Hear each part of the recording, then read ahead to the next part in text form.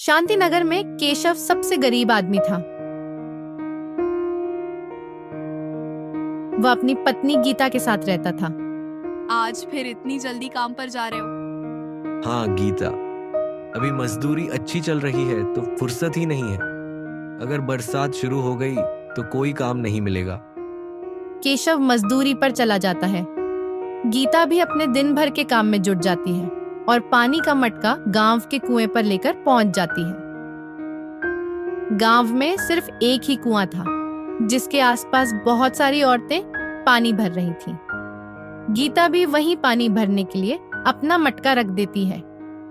अरे, तुझे पता नहीं, हम बड़े घर की औरतें हैं और तूने अपना मटका भी बीच में रख लिया। पहले हम पानी भरेंगे, उसके बाद तुम समझी। गीता उन्हें कुछ भी नहीं कह पाती क्योंकि वह बड़े घर की औरतें थीं और चुपचाप अपना मटका हटा लेती हैं। थोड़ी देर बाद सब औरतें पानी भरकर चली जाती हैं। गीता अपने मटके में पानी भरकर घर चली जाती है। यह बड़े घर के लोग अपने आप को पता नहीं क्या समझते हैं। हम छोटे हैं, मजदूरी करते हैं, इसका मतलब यह तो नहीं कि हमारी कोई इज्जत ही नहीं। अरे गीता, तुम क्यों उनके मुंह लगती हो? तुम्हें तो गोपी भा की आदत पता ही है। तुम थोड़ी देर बाद पानी भर लिया करो, क्यों परेशान होती हो इतनी छोटी छोटी बातों के लिए?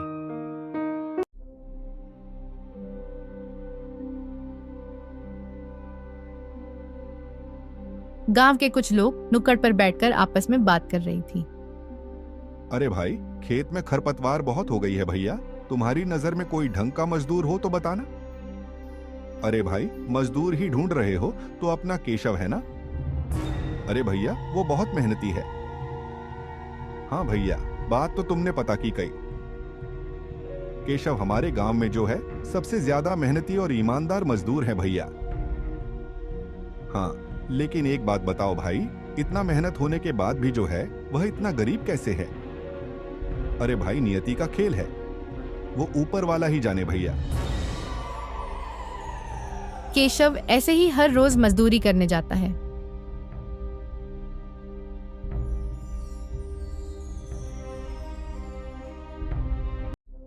बारिश का मौसम शुरू हो जाता है।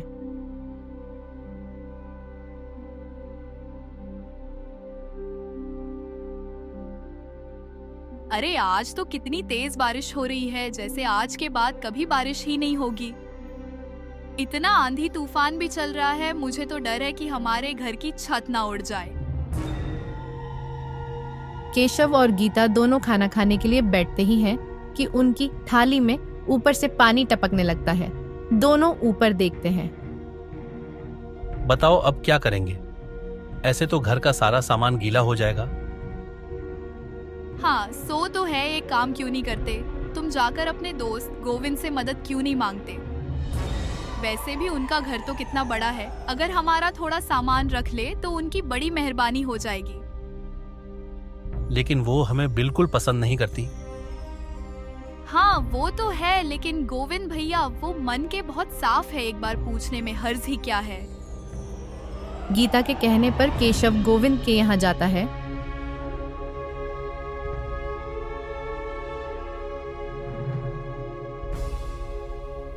दूसरी तरफ गोविंद और गीता बैठकर पकौड़े खा रहे होते हैं। आहा, कितना अच्छा मौसम है। आज का बारिश होने की वजह से गर्मी की राहत मिली है। कितनी ठंडी ठंडी हवा चल रही है। आज तो गर्मा गर्म पकौड़े खाने का मन कर रहा है। ये लीजिए गर्मा गर्म पकौड़े। अरे, ये आपका दोस्त इतनी बारिश में कहाँ जा रहा है? पता नहीं गोपी, मुझे तो बहुत दया आती है इस बेचारे पर। एक समय था जब इनका घराना गांव में सबसे ज्यादा अमीर हुआ करता था, लेकिन अब देखो किस्मत का खेल। अरे अरे, यह तो हमारे ही घर आ रहा है। हो सकता है गोपी को कुछ जरूरी काम हो।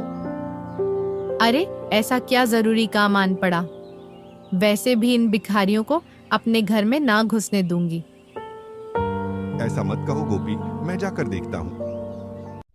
ऐसा मत कहो गोपी, मैं जाकर देखता हूँ।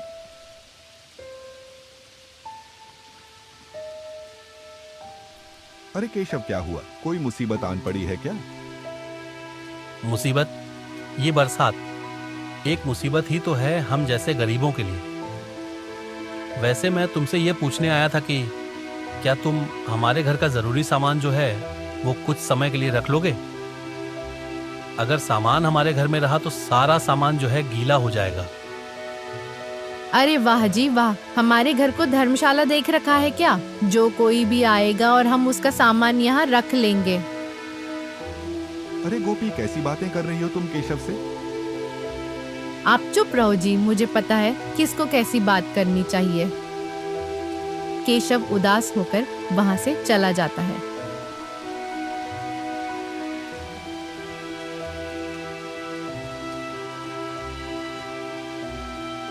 क्या हुआ? क्या कहा गोविंद भैया ने?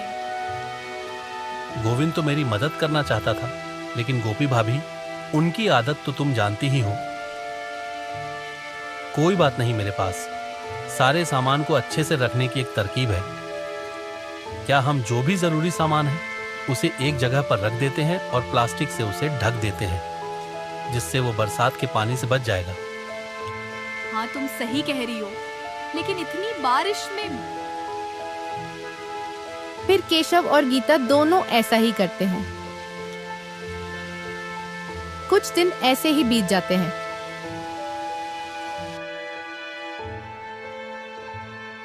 गीता, बहुत दिन हो गए, अब मुझे काम ढूंढने जाना ही पड़ेगा, नहीं तो घर का बाकी काम भी रुक जाएगा।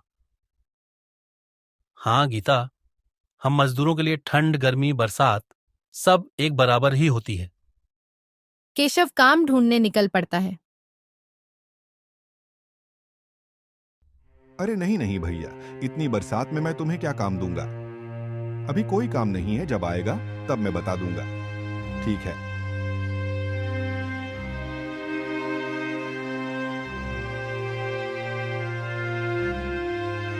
केशव गांव में हर जगह काम ढूंढने के लिए भटक रहा था। तभी उसकी नजर गांव के चौक पर पड़ती है। अरे भैया, यह चौक मैदान में आज इतनी हलचल क्यों है? अरे तुम्हें नहीं पता, 15 दिन बाद शहर के कुछ लोग यहाँ आनंद मेला लगाने वाले बहुत बड़ा मेला होने वाला है। यहाँ दूर दूर से गांव और शहर के लोग आएंगे।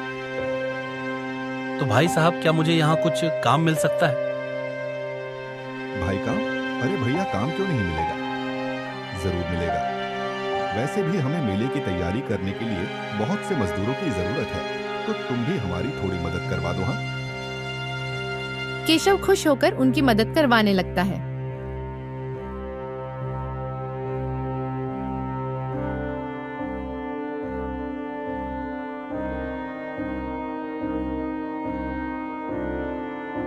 क्या हुआ? कोई काम मिला?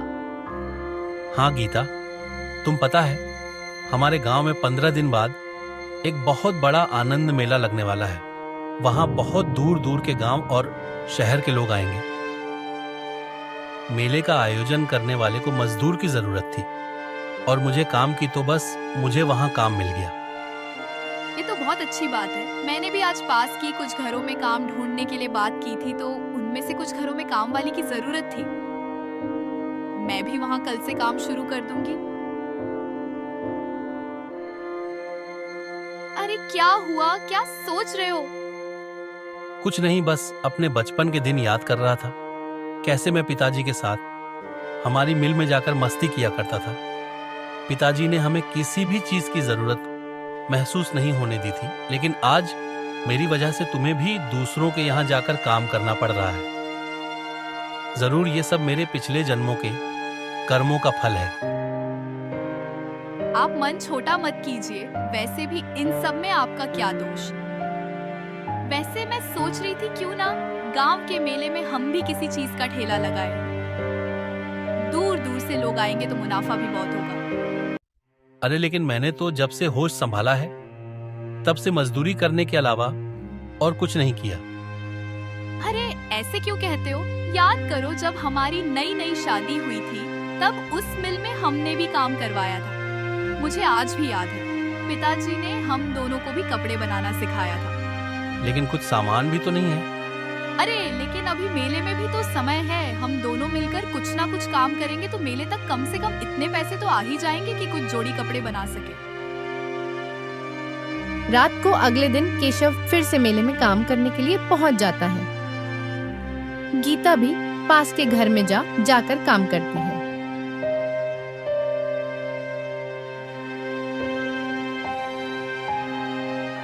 देखिए जी, मैंने 7 दिनों में 800 कमा लिए हैं। और ये लो, मैंने इतने दिन से जो भी पैसे जमा किए थे, यह कुछ पैसे हैं। इन पैसों से कम हम थोड़ा सा काम तो शुरू ही कर सकते हैं।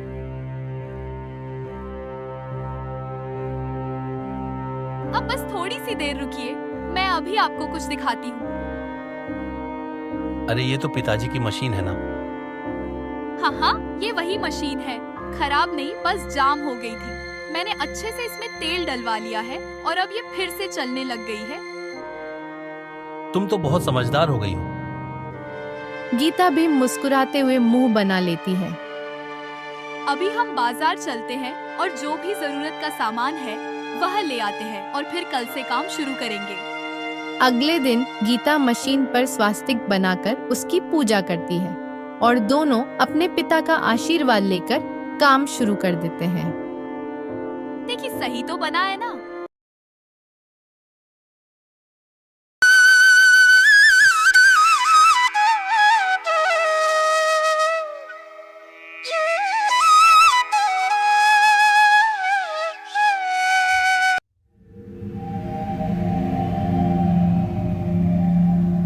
सूर्यपुर एक समृद्ध राज्य था। वहां की फसलें लहलहाती थीं, व्यापार खूब चलता था और जनता भी खुशहाल दिखती थी। लेकिन राज्य का राजा वीरसेन अपनी शक्ति और बुद्धि पर इतना अभिमान करता था कि वो किसी और की राय सुनना भी पसंद नहीं करता था। वह खुद को सबसे बुद्धिमान समझता था और किसी से सीखना उसकी शान के खिलाफ था।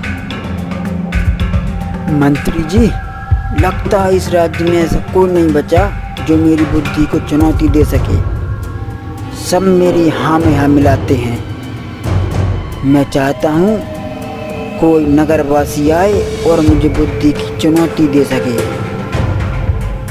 महाराज, संपूर्ण नगर में ऐसा कोई नहीं जो आपकी बुद्धि को चुनौती दे सके। किसी में इतनी हिम्मत नहीं जो आपके सामने आकर आपको चुनौती दे सके। महाराज, प्रजा तो आपको देवता मानती है, पर यदि आप आज्ञा दें तो पूरे राज्य में ऐलान करवा दूंगा। जो भी आपकी बुद्धि को चुनौती देगा, यदि सफल हुआ तो इनाम मिलेगा। घोषणा? हाँ, करवाओ, घोषणा करवाओ, लेकिन याद रहे अगर कोई मूर्ख सामने आया तो उसकी सजा उतनी ही भयानक होगी। राजा की आज्ञा से पूरे राज्य में नगाड़े बजे। सिपाही गांव गांव जाकर ऐलान करने लगे। दरबार के हर कोने में शोर था। हर गांव, हर कोने में ये बात पहुंच गई कि राजा ने बुद्धि की चुनौती दे डाली है और एक अजीब सा डर और उत्सुकता फैल गई थी। दूर एक छोटे से गांव में रामू नाम का एक किसान अपने खेतों में मेहनत कर रहा था। न तो उसने कभी स्कूल देखा था, न ही राजमहल, लेकिन उसके पास थी समझ, तजुर्बा और एक शांत दिमाग।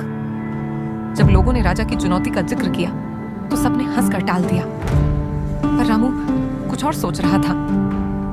हर साल सूखा पड़ता है, लेकिन राजा बिल्कुल भी कर माफ नहीं करता। जब देखो अपनी बुद्धि का ढिंढोरा जरूर पीटता है। इस बार मैं राजा को अच्छे से सबक सिखाना चाहूँगा और इसके लिए मुझे क्या करना है वह मुझे अच्छे से पता है। इंतजार था तो बस एक मौके का, और अंततः वह मौका आज मुझे प्राप्त हो चुका है। राजन, आ रहा हूँ मैं, आ रहा हूँ आप ही के दरबार में आपको सबक सिखाने के लिए। आ रहा हूँ राजन, आ रहा हूँ।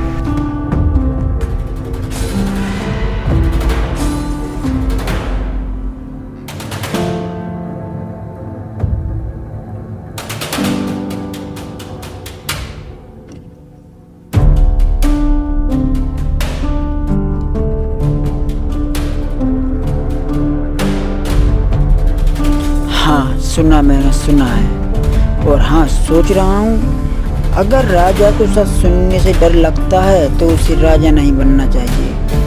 अगर सच बोलने से जान जाती है तो वो जान सिर्फ एक बोझ है। मैं जाऊँगा और राजा से कुछ ऐसे सवाल पूछूंगा जो उसे सोचने पर मजबूर कर देंगे, और उसका अहंकार, उसका घमंड, उसका तेज वहीं पर चकनाचूर हो जाएगा। रामू ने अपनी लाठी उठाई और सुबह सुबह ही राजमहल की ओर निकल पड़ा। पीछे लोग हंस रहे थे। कोई कह रहा था पगला गया है, तो कोई कह रहा था शायद कुछ बदल जाए। लोगों ने मजाक उड़ाया, लेकिन उसे सिर्फ सच्चाई प्यारी थी।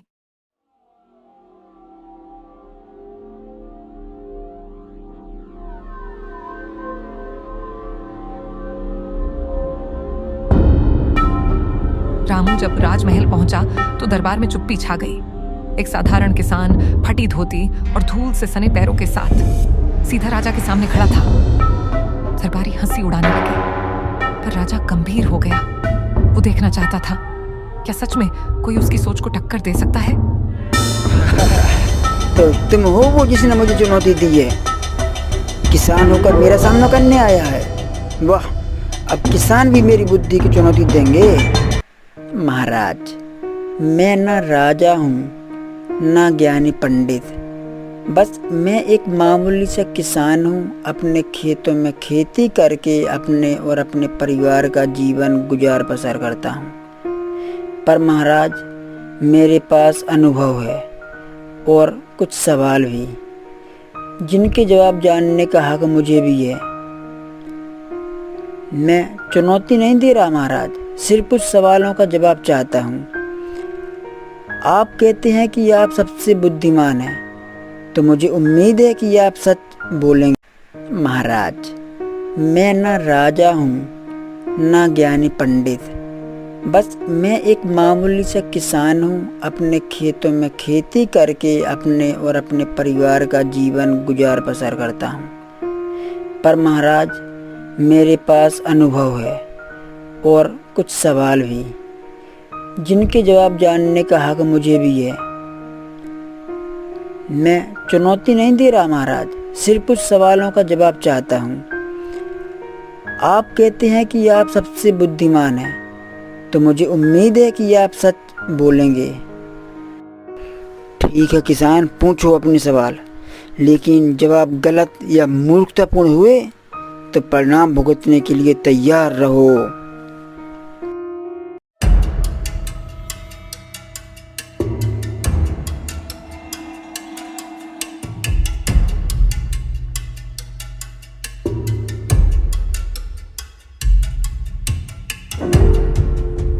राजा सिंहासन पर बैठ गया। दरबारी चौकन्ने हो गए और सिपाहियों ने हथियार कस लिए, और फिर शुरू हुआ वो संवाद जो इतिहास में दर्ज हो गया। रामू ने पहले सवाल की शुरुआत की। महाराज बताइए, इस दुनिया में सबसे कीमती चीज क्या है? उस चीज का नाम बताइए महाराज, जो इस संपूर्ण दुनिया में सबसे ज्यादा कीमती हो। सोना, चांदी, रत्न, यही तो असली धन है। जी नहीं महाराज, महाराज सबसे कीमती चीज है समय। सोना खो जाए तो मिल सकता है महाराज, पर एक पल जो गया है वो कभी लौट कर नहीं आता।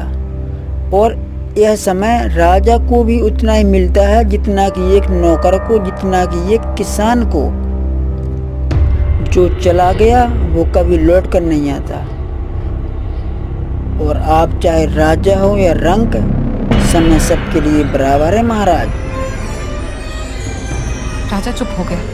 पहली बार किसी ने उसकी सोच को चुनौती दी थी, सच्चाई के साथ। महाराज, अब मेरा दूसरा सवाल आपके समक्ष ये रहा। अब बताइए महाराज, सबसे बड़ी ताकत क्या है? मेरी सेना जो मेरी आज्ञा पर मर मिटती है, वही मेरी सबसे बड़ी ताकत है। उत्तर को अपने दिमाग से दीजिए महाराज, अपने घमंड के साथ नहीं। महाराज, सेना सिर्फ शरीर जीत सकती है, पर ज्ञान आत्मा को जीतता है। तलवारें लड़ाई करवाती हैं पर ज्ञान युद्ध रोकता है महाराज। दरबार में सन्नाटा छा गया। दरबारी अब रामू की बातों को ध्यान से सुनने लगे थे। राजा के चेहरे पर भी सोच की लकीरें थी। और महाराज, मेरा आखिरी सवाल, राजा का सबसे बड़ा धर्म क्या है? सबसे बड़ा धर्म है शासन करना। जी नहीं महाराज, राजा का सबसे बड़ा धर्म है सेवा करना। प्रजा की भलाई में ही राजा की महिमा है। अगर आप सिर्फ हुक्म चलाते हैं, आप सिर्फ अपना घमंड दिखाते हैं तो आप तानाशाह हैं। लेकिन अगर आप प्रजा की सुनते हैं, आप उनसे प्रेम करते हैं, तो ही आप एक सच्चे राजा हो। अगर राजा सिर्फ शासन करे लेकिन दिल से ना जोड़े तो वह सिंहासन पर बैठा मात्र एक पत्थर है, उसके अलावा कुछ नहीं। राजा ने अपनी आंखें बंद की, जैसे सच्चाई का वजन महसूस कर रहा हो। दरबार में एकदम सन्नाटा था। रामू, मुझे माफ कर दो। रामू, मुझे माफ कर दो। तुमने मेरी आंखें खोल दी। अब मुझे समझ आ गया कि राज करना मतलब डर फैलाना नहीं, सेवा करना है। तुम मेरे सलाहकार बनो रामू, और कृपया कर मुझे माफ कर दो। रामू, मुझे माफ कर दो। रामू, मुझे माफ कर दो। तुमने मेरी आंखें खोल दी।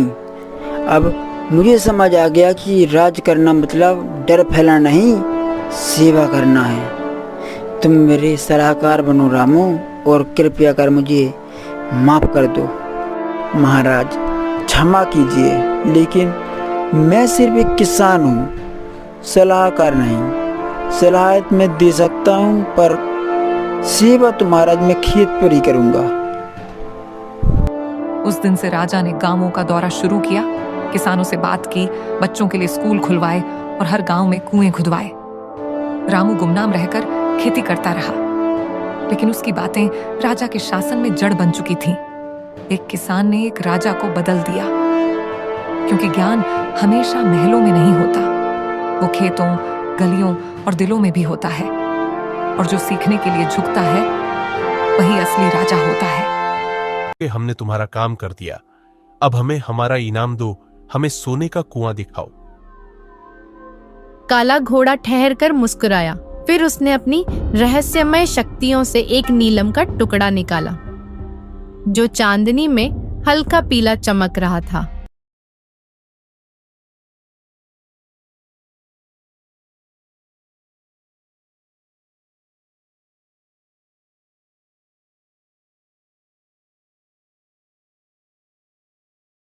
पवन और नटवर, दो चचेरे भाई, दोनों एक घने जंगल के बीच रास्ते से गुजरते हुए कहीं जा रहे थे। तभी उनके मन में एक तरकीब सूझती है। नटवर भाई, अगर हमें रामू सुनार से कुछ पूंजी उधार मिल जाए तो हम अपना कारोबार शुरू कर सकते हैं, क्या कहते हो? लेकिन पवन भाई, रामू सुनार इतनी आसानी से पैसे नहीं देगा। उसके नियम बहुत सख्त हैं। सुना है जिसने भी उनसे उधार लिया है वो कर चुकाने के चक्कर में बर्बाद ही हुआ है।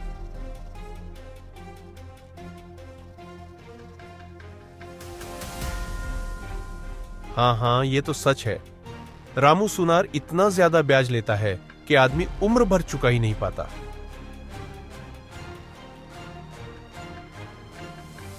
दोनों सोच में पड़ गए कि आखिर धन कैसे जुटाया जाए। तभी नटवर के दिमाग में एक नई योजना आई। अगली सुबह पवन, क्यों ना हम रामू सुनार के बजाय जमींदार बलदेव ठाकुर के पास जाएं। सुना है वह सूद पर पैसे देते हैं और ब्याज भी रामू सुनार के मुकाबले कम लेते हैं। क्या कहते हो? हाँ, और वह समझदारी भी है। देखो नटवर, अगर हम उसे कोई बढ़िया योजना समझा दे तो शायद वह हमारे व्यापार में पैसे लगा दे। क्या कहते हो? हाँ, तुम सही कह रहे हो पवन। चलो हम लोग कल सुबह ही जमींदार बलदेव के पास चलते हैं, लेकिन उससे पहले हमें जल्दी से घर चलना चाहिए, वरना कुछ ही देर में रात होने वाली है। चलो।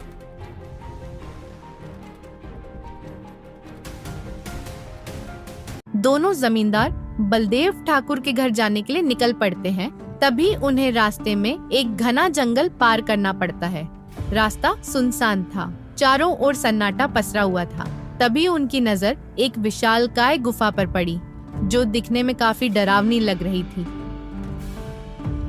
लेकिन पवन के कदम गुफा की ओर बढ़ चुके थे।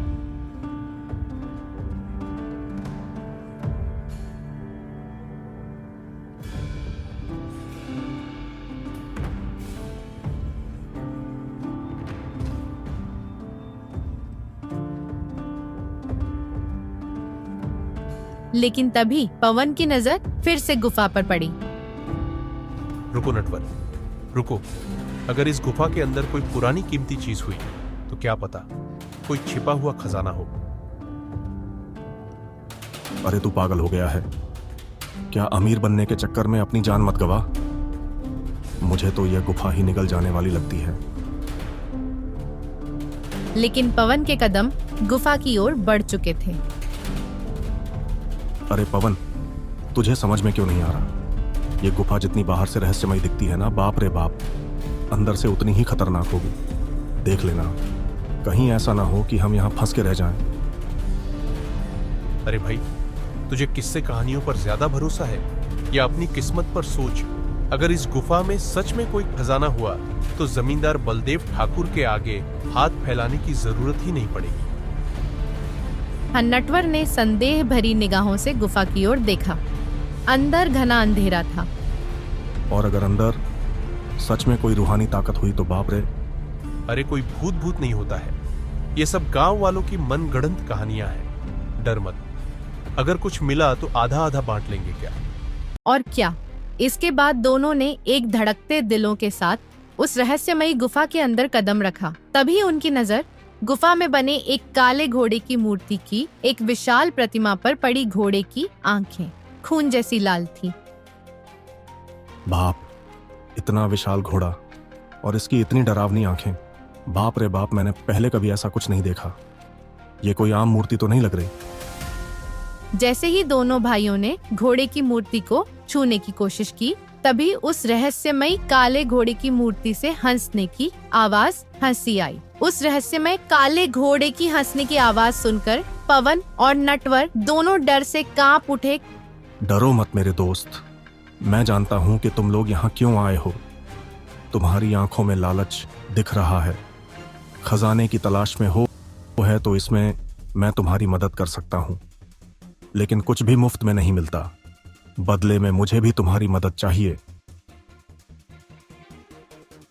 काले घोड़े की लाल आंखें और चमक उठी और उसकी आवाज अचानक गंभीर हो गई। अगर तुम राजा विक्रम के 5 वर्षीय बेटे को मेरे पास अपहरण करके लाओगे तो मैं तुम्हें सोने का कुआं दिखाऊंगा। एक ऐसा कुआं जहां से तुम अपनी पूरी जिंदगी भर के लिए सोना निकाल सकते हो। तुम हमसे अपहरण करवाना चाहते हो? अरे ये तो पाप है। हम गरीब हैं, लेकिन इतने भी नहीं कि किसी को नुकसान पहुंचाए। गरीब गरीब वही होते हैं जो मौके का फायदा उठाना नहीं जानते। तुम्हें क्या लगता है राजा को तुम्हारी गरीबी की परवाह है? क्या उसने कभी तुम्हारी मदद की?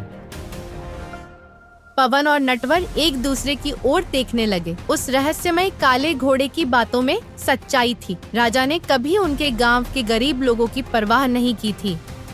उनका परिवार दिन रात मेहनत करता था, फिर भी भूखा सोना पड़ता था। इसके बाद नटवर और पवन घर के लिए निकल पड़े। रात का सन्नाटा पूरे गांव पर छाया हुआ था। पवन और नटवर अपने घर पहुंच चुके थे, लेकिन उनके दिलों में एक अजीब सी उथल पुथल मची थी। राजा के बेटे का अपहरण करना ये एक ऐसा फैसला था जो उनकी पूरी जिंदगी बदल सकता था। या तो उन्हें अमीर बना सकता था या फिर मौत के घाट उतार सकता था। तुम दोनों की शक्ल क्यों उतरी हुई लग रही है? क्या हुआ? कहीं कुछ गलत तो नहीं कर बैठे क्या? हमने एक बहुत बड़ा फैसला लिया है और तुम्हें भी उसके बारे में पता होना चाहिए। हम राजा के बेटे का अपहरण करने वाले हैं।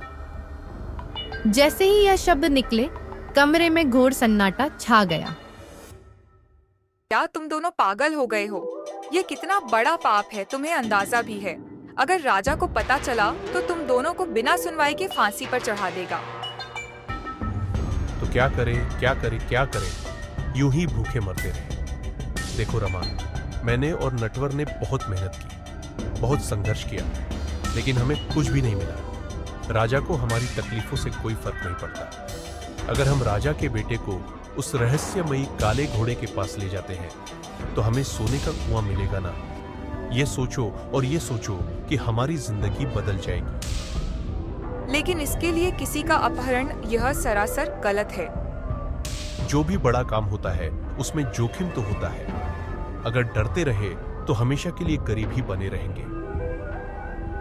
लेकिन अगर तुम पकड़े गए, अगर हम पकड़े गए तो हमारा अंत निश्चित है, लेकिन अगर सफल हो गए तो हमारी आने वाली 7 पीढ़ियां तकलीफ नहीं देखेंगी। आखिरकार दोनों भाइयों ने तय किया कि वे किसी भी कीमत पर सोने का कुआं हासिल करेंगे। अगली सुबह दोनों भाई महल के बाहर एक मीठे बताशे बेचने वाले व्यापारी के रूप में खड़े होते हैं। आओ बच्चों, मीठे बताशे खाओ। शहद में डूबे हुए एकदम खास राजमहल के शहजादे के लिए बनाए हैं। कुछ ही देर में महल के बगीचे में घूम रहे 5 वर्षीय राजकुमार अर्जुन का ध्यान उनकी ओर चला गया।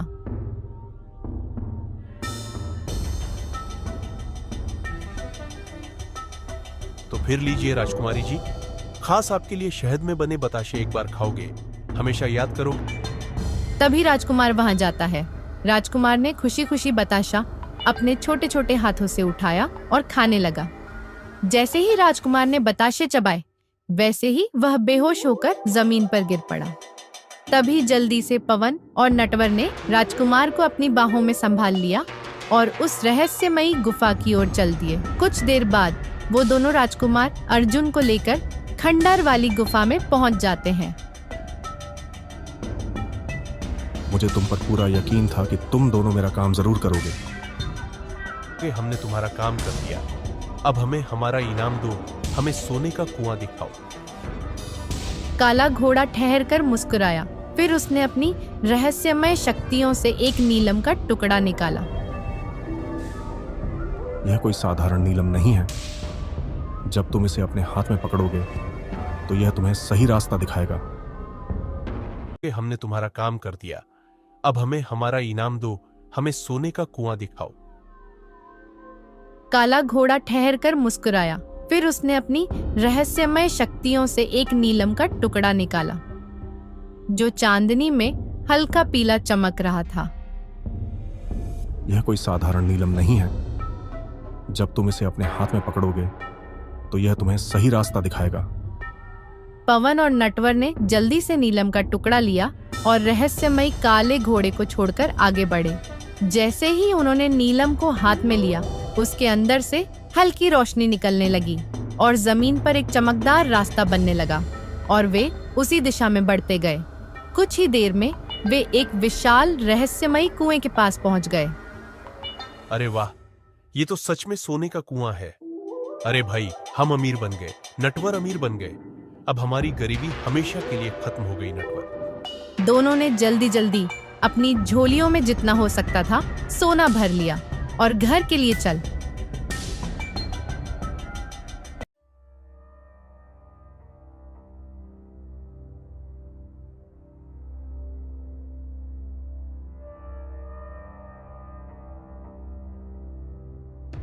तो इतनी देर कैसे लग गई?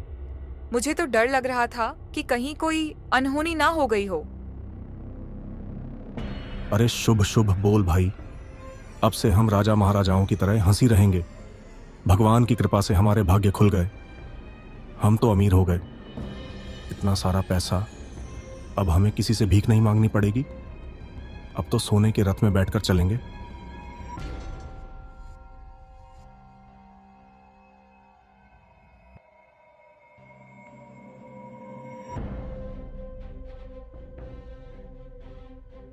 जब पवन और नटवर की आंखें खुली तो उन्होंने देखा कि घर अजीब तरह से खाली लग रहा था। चारों ओर नजर घुमाई, लेकिन ना उनकी पत्नियां थीं और ना ही वो सोनत अभी।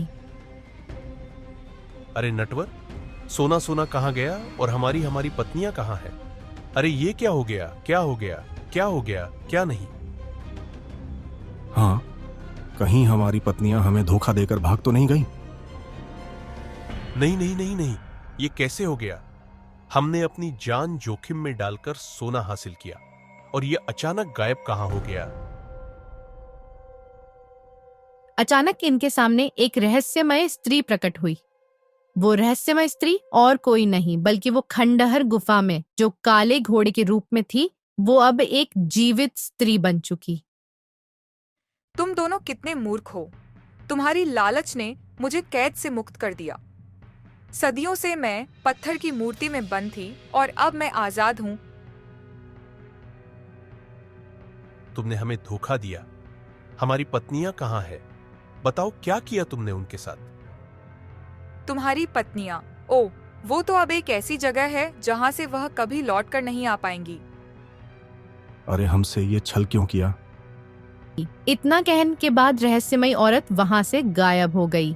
उधर राजा विक्रम अपने सिंहासन पर बैठे दरबार की सामान्य गतिविधियों में व्यस्त थे कि तभी एक सैनिक हांफते हुए अंदर आया। सैनिक ने सिर झुका लिया।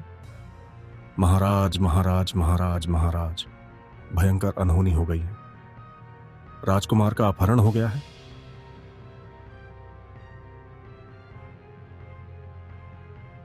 क्या किसने किया ऐसा दुस्साहस?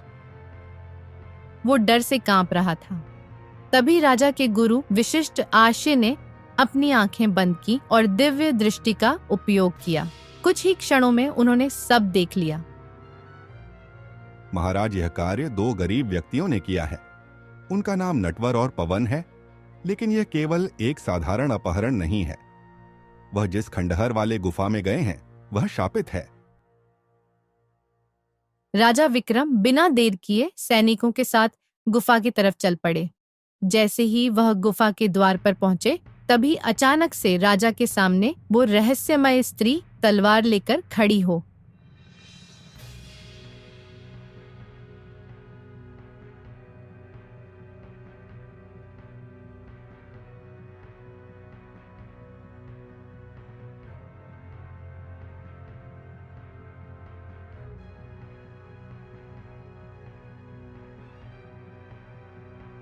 आज तेरा अंत होगा। तूने मुझे श्राप देकर एक काले घोड़े के रूप में पत्थर की मूर्ति बना दिया था, लेकिन अब मैं वापस आ गई हूँ।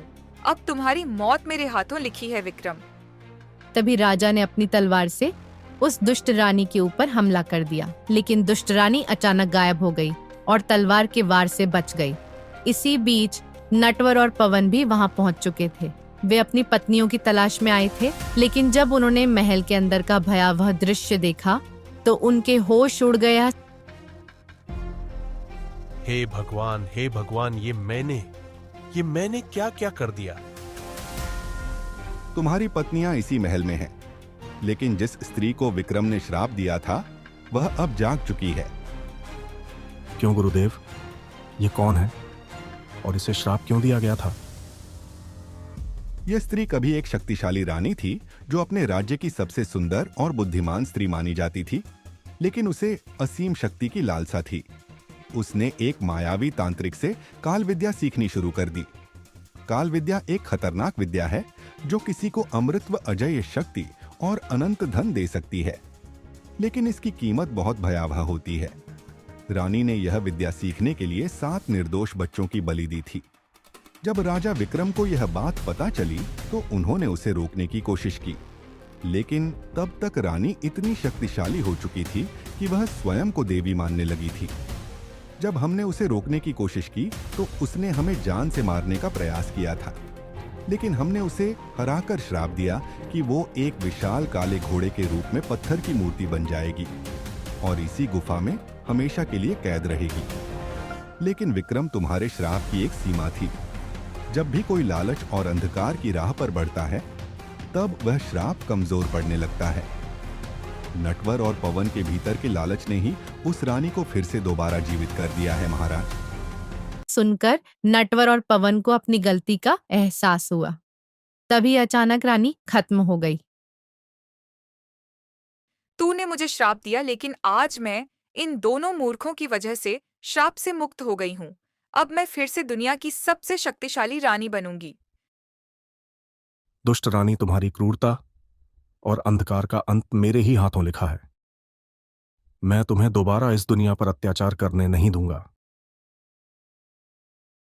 विक्रम, तुमने मुझे कमजोर समझने की भूल की। अब देखो तुम्हारे साथ क्या होता है।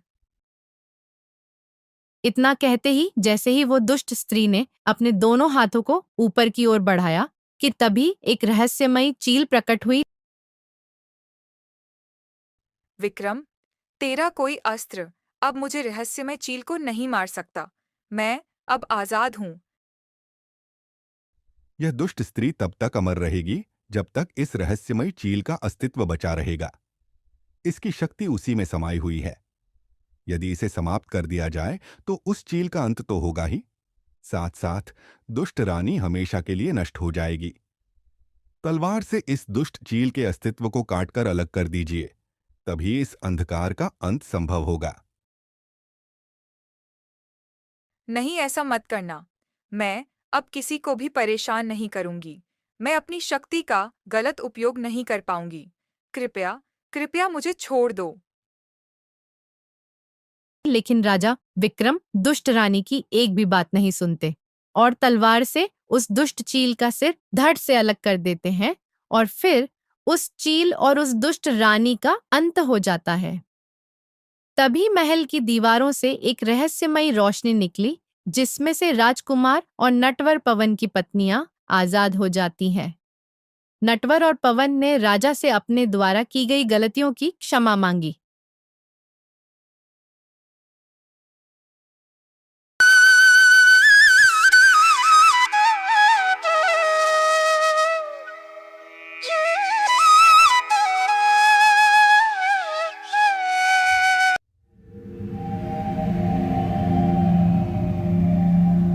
सूर्यपुर एक समृद्ध राज्य था।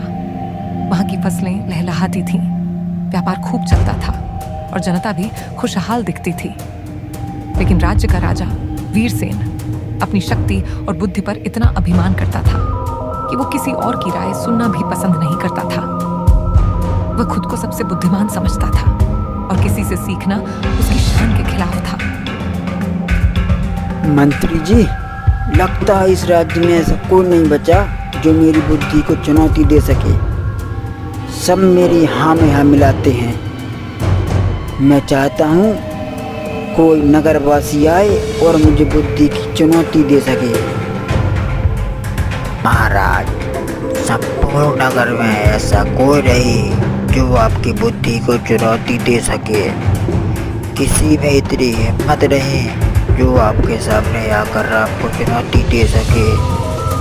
महाराज, प्रजा तो आपको देवता मानती है, पर यदि आप आज्ञा दें तो पूरे राज्य में ऐलान करवा दूंगा। जो भी आपकी बुद्धि को चुनौती देगा, यदि सफल हुआ तो इनाम मिलेगा। घोषणा? हाँ, करवाओ, घोषणा करवाओ, लेकिन याद रहे अगर कोई मूर्ख सामने आया तो उसकी सजा उतनी ही भयानक होगी। राजा की आज्ञा से पूरे राज्य में नगाड़े बजे। सिपाही गांव गांव जाकर ऐलान करने लगे। दरबार के हर कोने में शोर था। हर गांव, हर कोने में ये बात पहुंच गई कि राजा ने बुद्धि की चुनौती दे डाली है और एक अजीब सा डर और उत्सुकता फैल गई थी। दूर एक छोटे से गांव में रामू नाम का एक किसान अपने खेतों में मेहनत कर रहा था। न तो उसने कभी स्कूल देखा था, न ही राजमहल, लेकिन उसके पास थी समझ, तजुर्बा और एक शांत दिमाग। जब लोगों ने राजा की चुनौती का जिक्र किया तो सबने हंसकर टाल दिया, पर रामू कुछ और सोच रहा था।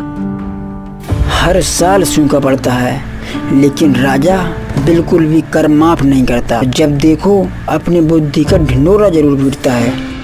इस बार मैं राजा को अच्छे से सबक सिखाना चाहूँगा और इसके लिए मुझे क्या करना है वह मुझे अच्छे से पता है। इंतजार था तो बस एक मौके का, और अंततः वह मौका आज मुझे प्राप्त हो चुका है। राजन, आ रहा हूँ मैं, आ रहा हूँ आप ही के दरबार में आपको सबक सिखाने के लिए। आ रहा हूँ राजन, आ रहा हूँ।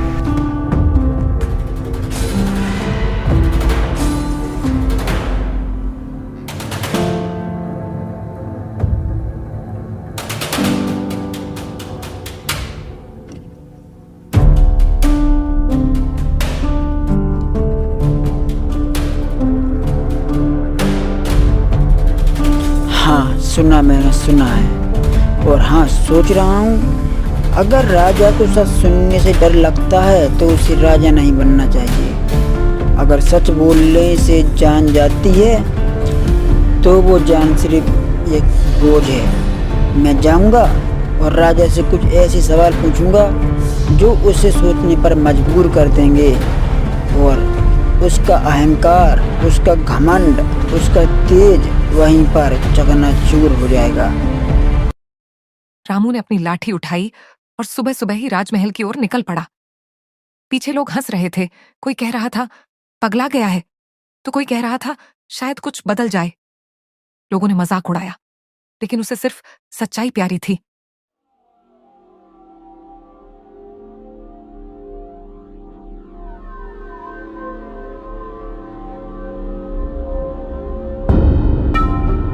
रामू जब राजमहल पहुंचा तो दरबार में चुप्पी छा गई। एक साधारण किसान फटी धोती और धूल से सने पैरों के साथ सीधा राजा के सामने खड़ा था। दरबारी हंसी उड़ाने लगे, पर राजा गंभीर हो गया। वो देखना चाहता था क्या सच में कोई उसकी सोच को टक्कर दे सकता है। तो तुम हो वो जिसने मुझे चुनौती दी है। किसान होकर मेरा सामना करने आया है। वाह, अब किसान भी मेरी बुद्धि की चुनौती देंगे। महाराज, मैं न राजा हूँ न ज्ञानी पंडित, बस मैं एक मामूली सा किसान हूँ। अपने खेतों में खेती करके अपने और अपने परिवार का जीवन गुजार बसर करता हूँ। पर महाराज, मेरे पास अनुभव है और कुछ सवाल भी, जिनके जवाब जानने का हक मुझे भी है। मैं चुनौती नहीं दे रहा महाराज, सिर्फ कुछ सवालों का जवाब चाहता हूँ। आप कहते हैं कि आप सबसे बुद्धिमान हैं, तो मुझे उम्मीद है कि आप सच बोलेंगे। महाराज, मैं न राजा हूँ न ज्ञानी पंडित, बस मैं एक मामूली सा किसान हूँ। अपने खेतों में खेती करके अपने और अपने परिवार का जीवन गुजार बसर करता हूँ। पर महाराज, मेरे पास अनुभव है और कुछ सवाल भी, जिनके जवाब जानने का हक मुझे भी है। मैं चुनौती नहीं दे रहा महाराज, सिर्फ कुछ सवालों का जवाब चाहता हूँ। आप कहते हैं कि आप सबसे बुद्धिमान हैं, तो मुझे उम्मीद है कि आप सच बोलेंगे। ठीक है किसान, पूछो अपने सवाल, लेकिन जवाब गलत या मूर्खतापूर्ण हुए तो परिणाम भुगतने के लिए तैयार रहो।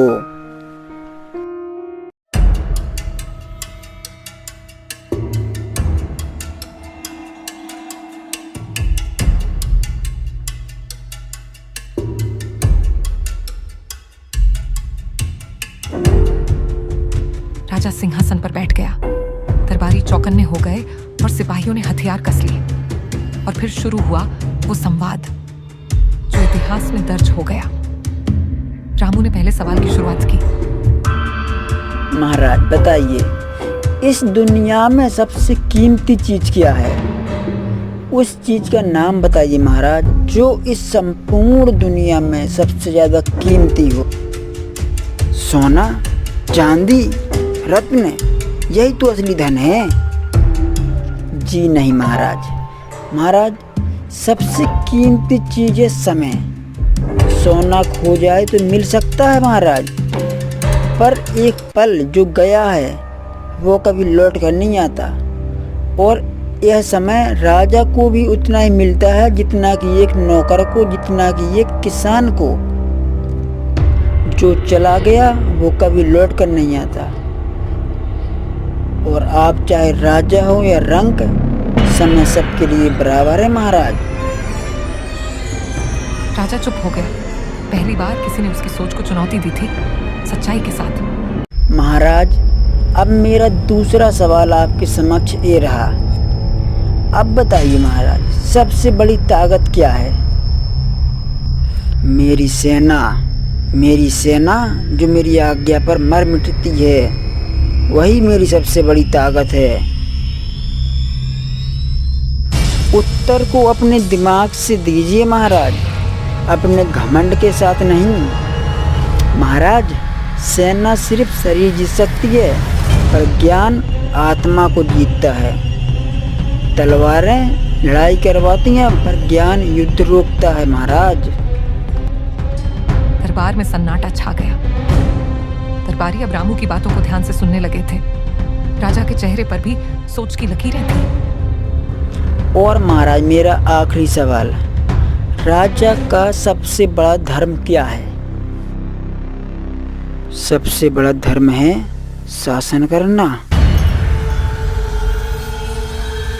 जी नहीं महाराज, राजा का सबसे बड़ा धर्म है सेवा करना। प्रजा की भलाई में ही राजा की महिमा है।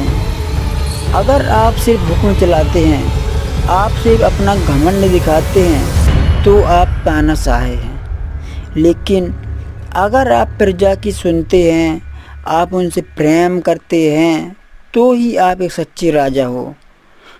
अगर राजा सिर्फ शासन करे लेकिन दिल से ना जोड़े तो वह सिंहासन पर बैठा मात्र एक पत्थर है, उसके अलावा कुछ नहीं।